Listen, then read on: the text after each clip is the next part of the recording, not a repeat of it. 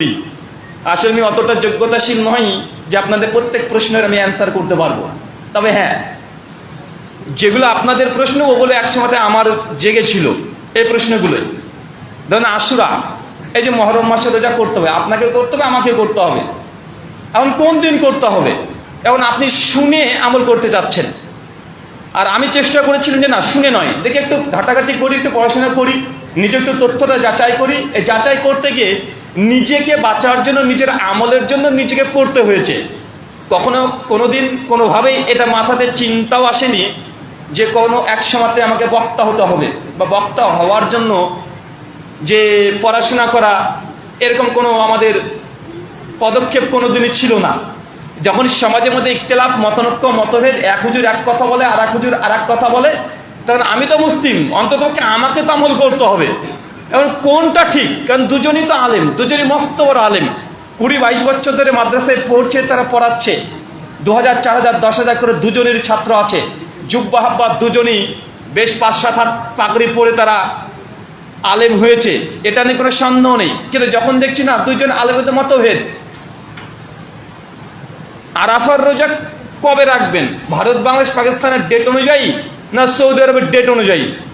এখন আমাকে তো নিজেকেও আরাফার রোজা রাখতে হবে, রাখতে হবে কি হবে না? রাখতে হবে তো। এখন দুই আলেম দুই রকমের কথা বলছে। এখন আমার আগ্রহ জন্মালো যে না, শুনে শুনে হবে না, অন্তত পক্ষে এক ঘাট হলো পড়ে দেখতে হবে। ইকরা, আল্লাহ প্রথমে বলেছে পাঠ করো, পড়ো।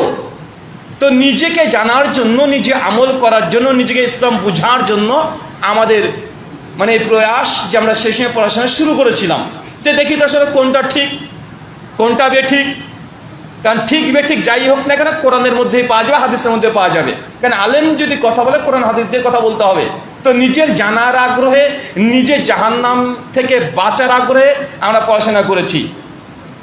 ঠিক এখনো ওই প্রশ্নগুলো আপনাদের আছে।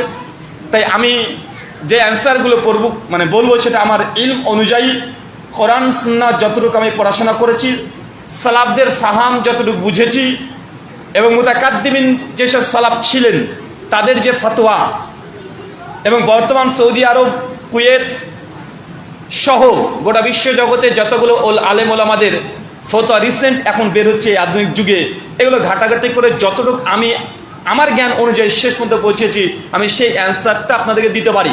তবে আমার উত্তর এটা চূড়ান্ত নয়। আমার উত্তর পেয়ে গিয়ে আপনি আমল করবেন এমনটা নয়, বরং আপনাকেও যাচাই করতে হবে। কার কাছ থেকে? যে আমার চেয়ে বেশি ভালো জানে, ভালো আলেম ওলামা, শায়েখ মাশায়েখ।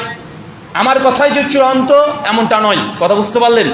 আমি আমার জ্ঞান অনুযায়ী আমি যতটুকু পড়াশোনা করেছি, সালাফদের ফাহাম তাদের বুঝেছি, তাদের ফতোয়াগুলো ঘাটাঘাটি করে দেখেছি, ততটুকু আপনাকে পৌঁছাতে পারি। তবে আমার এই কথাটা যে শেষ কথা, এটাই চূড়ান্ত, এই কথা নয়। প্রত্যেক কথার যাচাই করবেন, এটা আমার অনুরোধ। যাচাইবিহীন আমাদের কোনো কথা গ্রহণ করবেন।